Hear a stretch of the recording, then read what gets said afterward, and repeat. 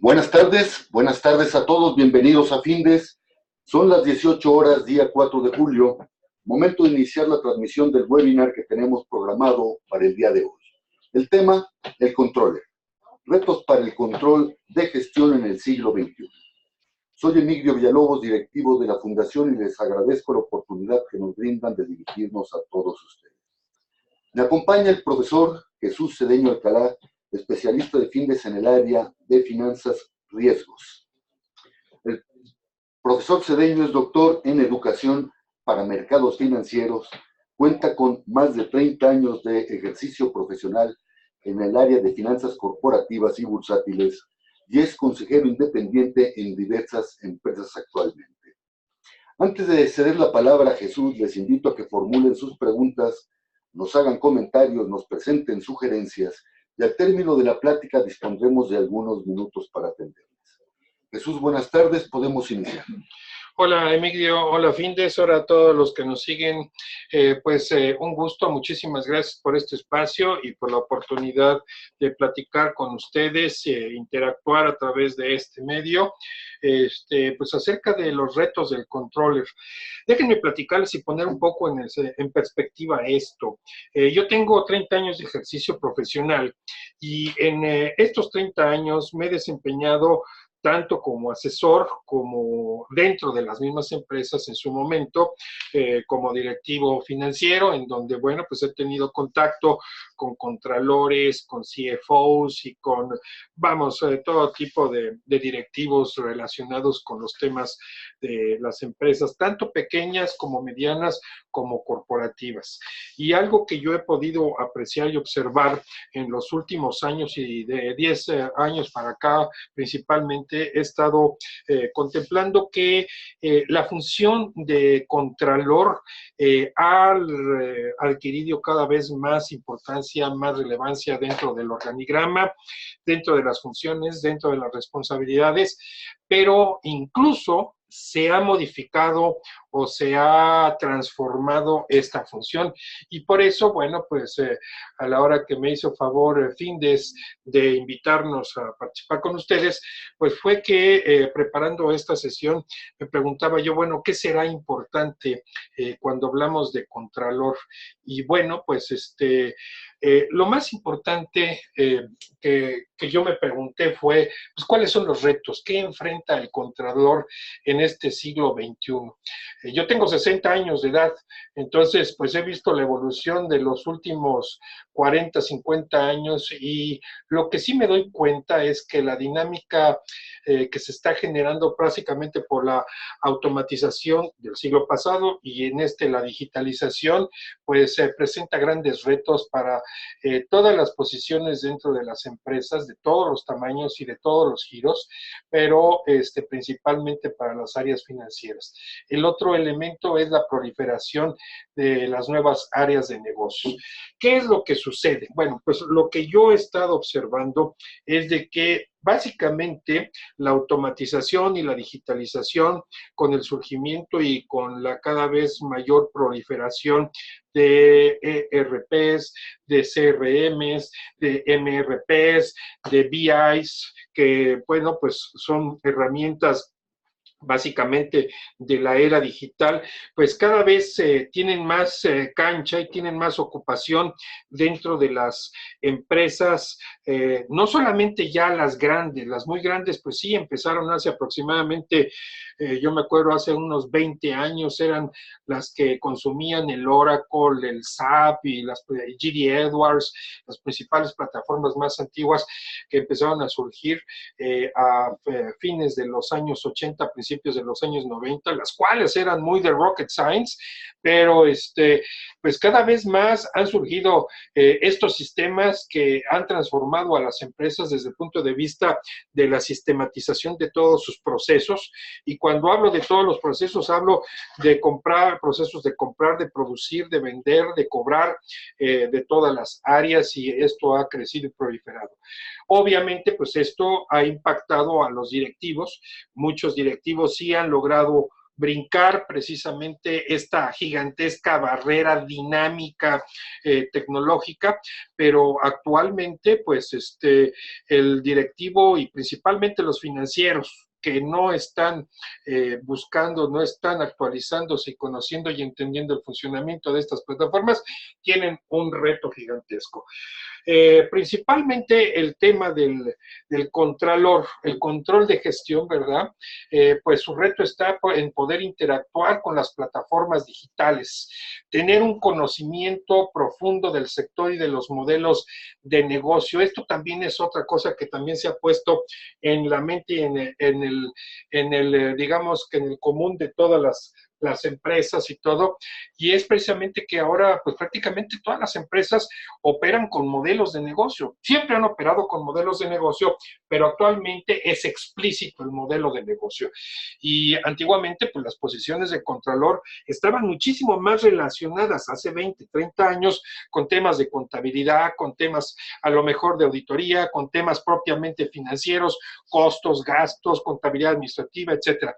Hoy en día un contralor no solamente tiene que tener ese conocimiento profundo económico y financiero que le dan los fundamentos cuando estudia una licenciatura y después una maestría, sino que además tiene que tener un conocimiento profundo del sector de actividad económica donde se encuentra y de los modelos, porque si no los conoce, pues simple y sencillamente es algo que lo rebasa.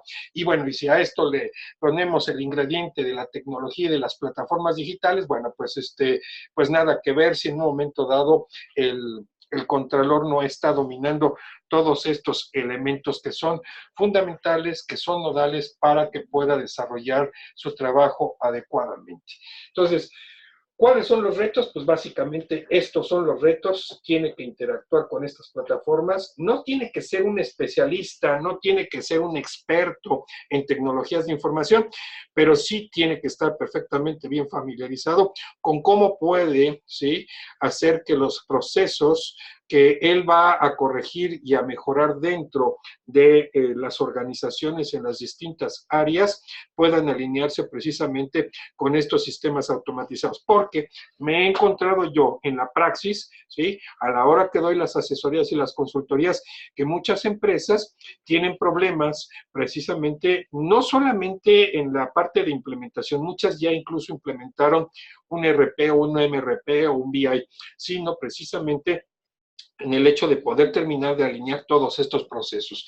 Y bueno, pues el Contralor trabaja precisamente con los procesos de todas las distintas áreas. Entonces, pues sí, estos son los retos que tiene que enfrentar. Bueno, y teniendo entonces en cuenta este marco de referencia de los retos a los que se enfrenta, en sí, ¿cuál es la misión fundamental de todo Contralor? Yo creo que esta ha venido evolucionando en todas estas últimas 2 décadas y principalmente en la última, hacia volver efectiva o hacer efectiva la implementación de los planes de negocio.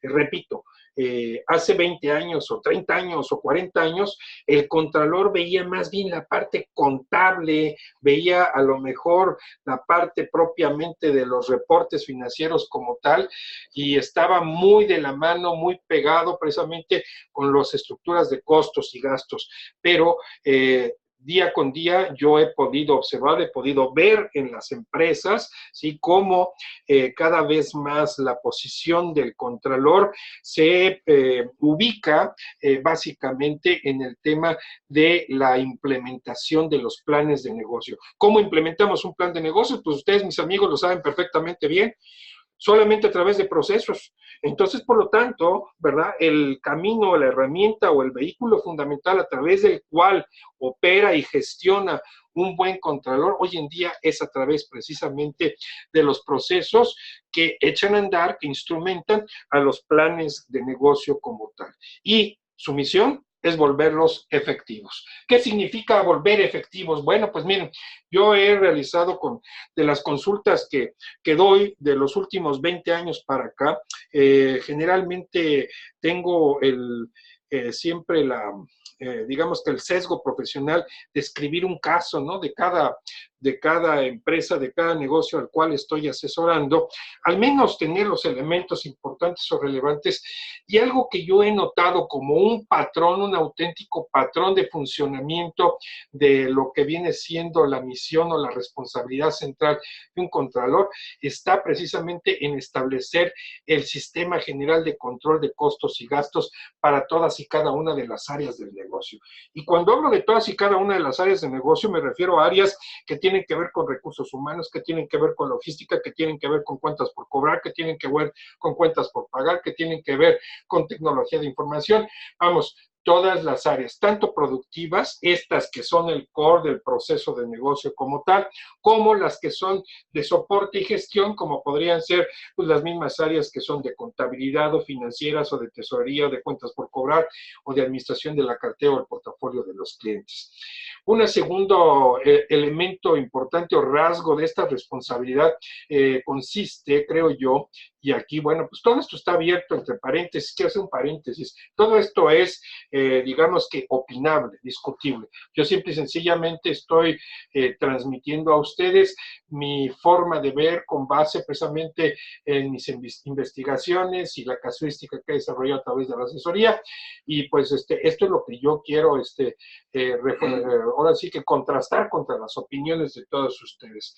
El segundo punto es el de revisar y controlar los presupuestos, ¿sí?, de costos y gastos de cada proyecto en cada área de negocio y administrativa, porque fíjense ustedes que el problema con el que yo me he enfrentado a la hora que he empezado a trabajar con empresas y principalmente empresas intermedias, estas que están saliendo de pymes a convertirse en empresas medianas, empresas que ya se encuentran en ese umbral de convertirse en empresas intermedias, incluso muchas de ellas familiares, otras no tanto, otras a lo mejor ya más institucionalizadas y con gobierno corporativo o algunos indicios, es precisamente el tema de los presupuestos.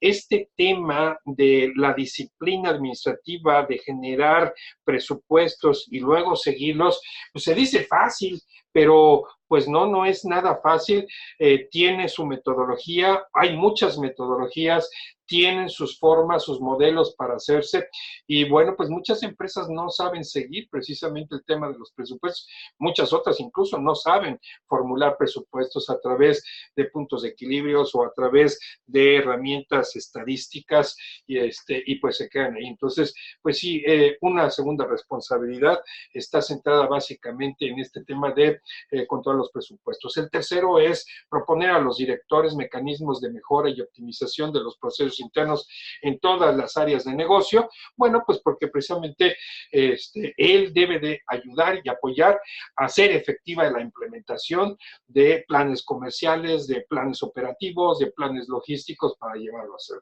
Una vez que ya se hizo la implementación, pues supervisar esa implementación y evaluar los mecanismos de control propuestos precisamente para que estos se vuelvan cada vez más eficientes. Y ojo, aquí esto también es importante ubicar.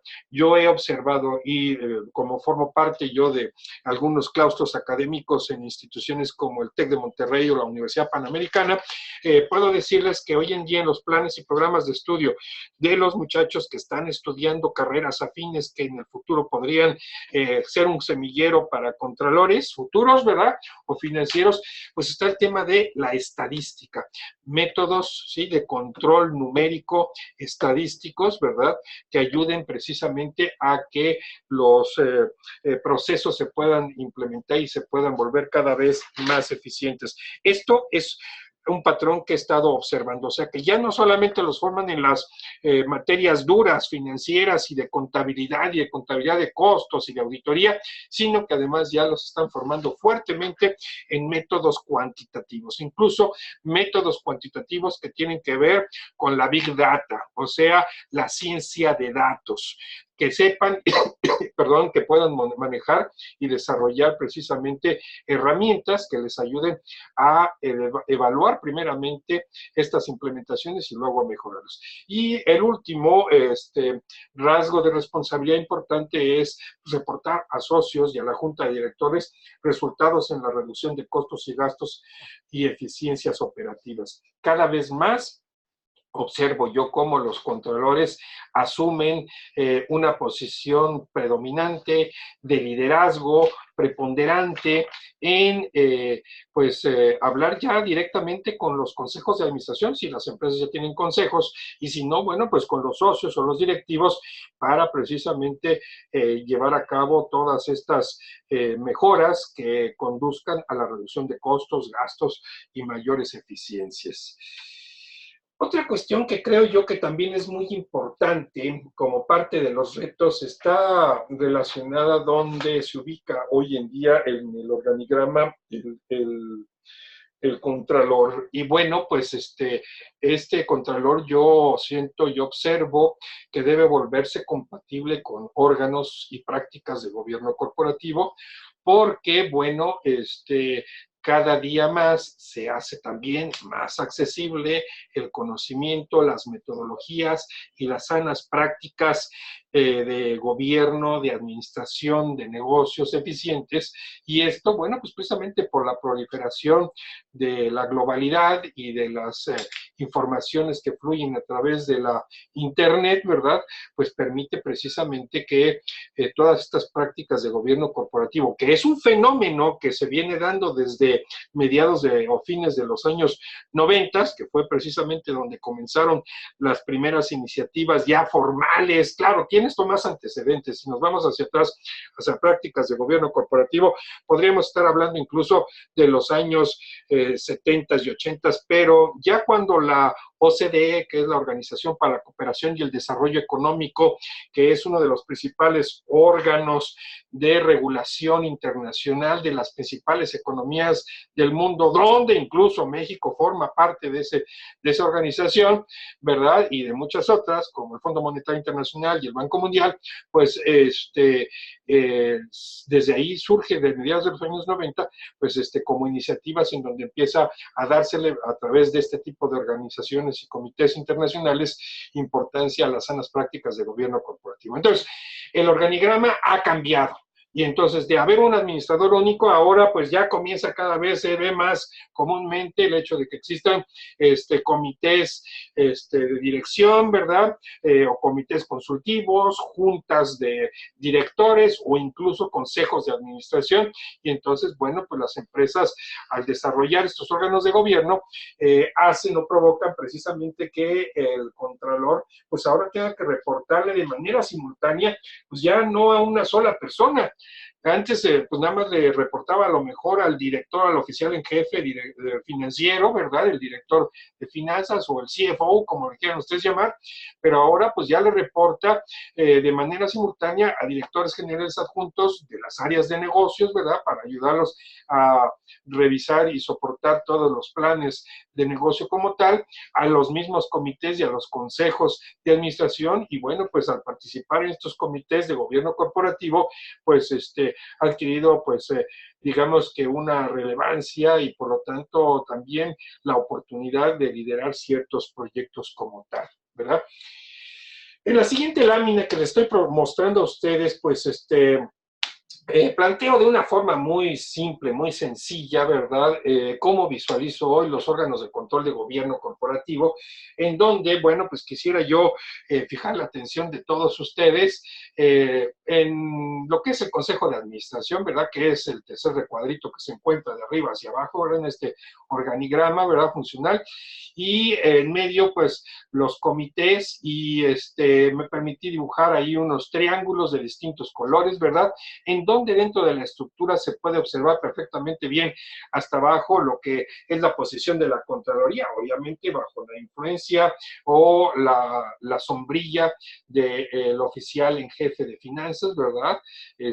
Donde está también la tesorería y la planeación financiera y los presupuestos, pero trabaja de una forma interactiva, ¿verdad? En los comités directamente junto con los consejos de administración, y entonces aquí lo que el rol o el trabajo precisamente del contralor se centra precisamente en eso, en que el contralor pueda hacer estudios, investigaciones, mediciones que permitan hacer propuestas en los comités donde trabaja, ¿verdad? Como por ejemplo el Comité de Finanzas, y a partir de ese Comité de Finanzas, pues ya pueda perfectamente bien él empoderar, ¿verdad?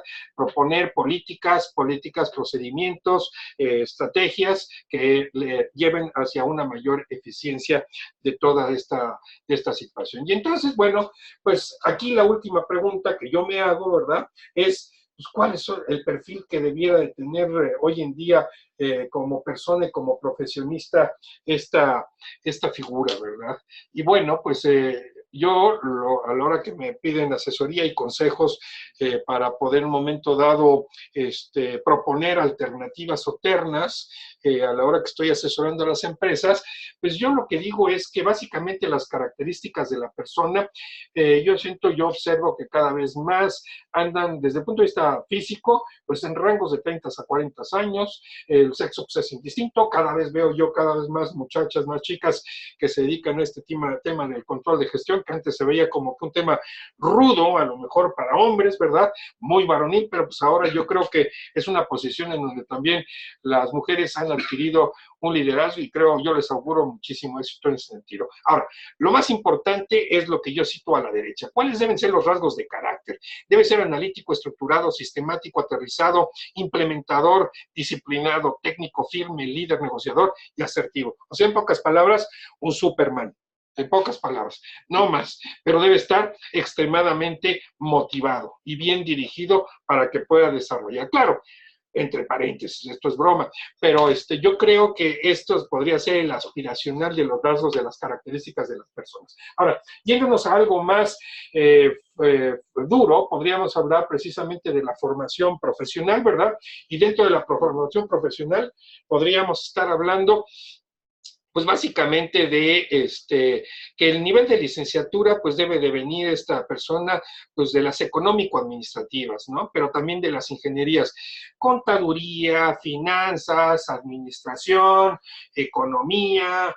He visto últimamente a muchísimos ingenieros industriales egresados, ¿verdad? Ya saben ustedes que el ingeniero industrial pues es un metaadministrador, o sea, es un administrador, pero con un montonal de métodos cuantitativos. Entonces, esa figura me encanta a mí para volverlo contralor. De hecho, en la formación que yo le doy a los muchachos en las maestrías, ¿verdad? A los que llegan y a los diplomados en los que yo tengo oportunidad de impartir aquí en Findes, les metemos una fuerte dosis precisamente de métodos cuantitativos, porque eso los vuelve muchísimo más robustos. Entonces, pues estos son elementos importantes. Gente de sistemas también están ingresando, ¿verdad? Licenciados en informática, en sistemas, en tecnologías de información, ingenieros también, ¿verdad? Entonces, bienvenidos todos ellos. Ahora, ¿qué sí es deseable?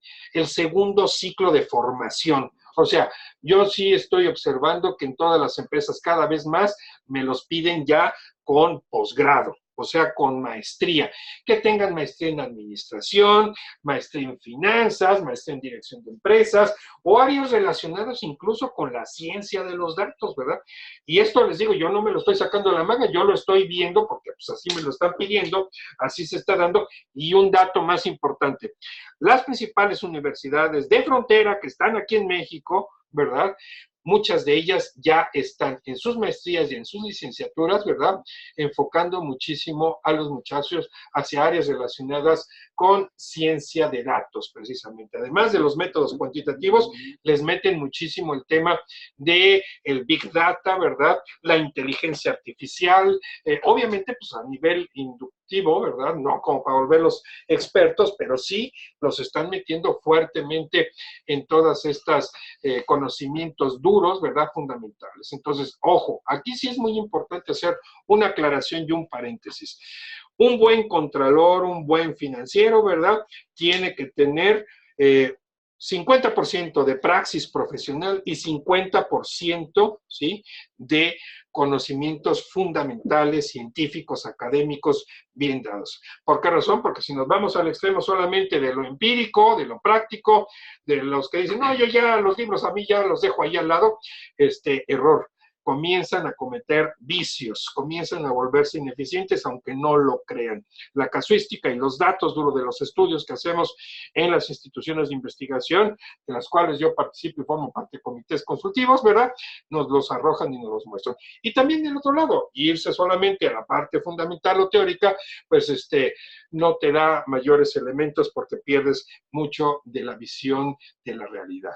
Y bueno, ¿qué podríamos hablar de las competencias y habilidades? Hoy en día a los profesionistas se les forma en competencias y habilidades. Y esto es una de las razones por las cuales, ¿verdad? A mí me gusta también, incluso por eso estoy diciendo que me participo aquí en Findes, ¿verdad? Porque mucho del enfoque que damos aquí es precisamente hacia competencias. Tanto estas competencias técnicas o duras o disciplinares como las que ustedes pueden observar de forma indicativa, ¿verdad? Que debe de contener el contralor, ¿verdad? Como es control de procesos, contabilidad de costos, finanzas, economías, impuestos, administración. Esto de saque lo tiene que tener un contralor. A través de su licenciatura, a través de su maestría, a través de diplomados, a través de certificaciones, las tiene que adquirir. Pero, las competencias gerenciales o directivas que yo estoy citando a la derecha son las que observo que son de éxito, son conocimientos o comportamientos habituales de éxito, medibles y alcanzables, con los cuales hoy en día muchísimas empresas están evaluando a su capital intelectual. Y el contralor, en el contralor, ¿sí?, de estas empresas, estos son los rasgos característicos que les demandan. Análisis y toma de decisiones. Pensamiento crítico, muchos no saben pensamiento crítico, esto es fundamental, el pensamiento crítico, solución de problemas, comunicación y negociación, liderazgo y desarrollo de personas. ¿Por qué razón? Porque tiene que ser un coach, ¿sí? Tiene que empujar a todo su equipo y a toda la estructura para desarrollarlos a ellos. Un buen líder es aquel que tiene claridad en la visión, sabe hacia dónde se va y también tiene capacidad para convencer. Un contralor que no sabe convencer, pues está frito, está perdido. Optimización de recursos también, obviamente, orientación a resultados, pues no se diga, ¿verdad? Va de saque, trabajo en equipo, visión estratégica, definitivamente, porque pues cada vez más, cada día más, el contralor convive, comparte pues, con socios, con accionistas, con inversionistas, con consejeros, y si no tiene esta visión, pues definitivamente tampoco no tiene nada que hacer en esos ámbitos y en esas áreas de la Contraloría. Y bueno, pues la escucha activa, la cual parece muy sencilla, pero pues no necesariamente es muy fácil. Y bueno, pues básicamente eso es lo que yo quería comentarles en estos escasos 26 minutos con 58 segundos. Le paso la palabra a nuestro buen amigo Emilio Villalobos. Gracias, Jesús. Vamos a atender preguntas y participaciones que nos hacen, iniciando por Jorge Buenfil. Jorge, buenas tardes. Gracias por su pregunta. ¿Es un área, un departamento en una organización o es un profesionista? Son las dos cosas. Bueno, la función como tal, control de gestión, ¿sí?, es un área que se ha desarrollado, repito, desde hace 20 o 30 años, y cada vez más, bueno, pues esa área necesita el perfil de una persona que tiene que reunir todas estas características. Jesús, gracias. Janet Yáñez, buenas tardes, gracias. ¿Su autoridad es de voz o también jerárquicamente cuenta con una autoridad directa en la toma de decisiones? Tiene cada día más el empoderamiento de los socios y de los accionistas, y si la empresa ya está dentro de las sanas prácticas de administración de negocios y corporativas, pues definitivamente para poder dictar y someter políticas, prácticas, normas y leyes, definitivamente tiene que tener una jerarquía formal establecida y un empoderamiento. Si no, pues no tiene capacidad para mandar. Corina, buenas tardes, gracias. Nos hace la siguiente aseveración. Hola, yo venía de ser director de administración y acepté un trabajo como contralor corporativo, pero me han llegado a preguntar por qué bajé de nivel, pero mi percepción no es esa, ya que reporto directamente al Consejo de Administración y realizo funciones para el control de la administración y la operación. ¿Es correcta mi apreciación? Sí, por supuesto, pues va en línea con lo que he estado comentando. Precisamente cada vez más el rol es más protagónico y de mayor importancia y más nivel, porque pero siempre y cuando este perfil sea el que estoy comentando, el de alguien que ya no solamente domina la parte financiera, sino la del mundo de los negocios y de los procesos y los sistemas. Carlos Torres, buenas tardes. El rango de edad que manejo, me imagino que es solo sugerencia, ¿verdad? Pues no, es lo que yo observo todos los días. Digo, obviamente puede haber contralores más cincuentones, ¿verdad?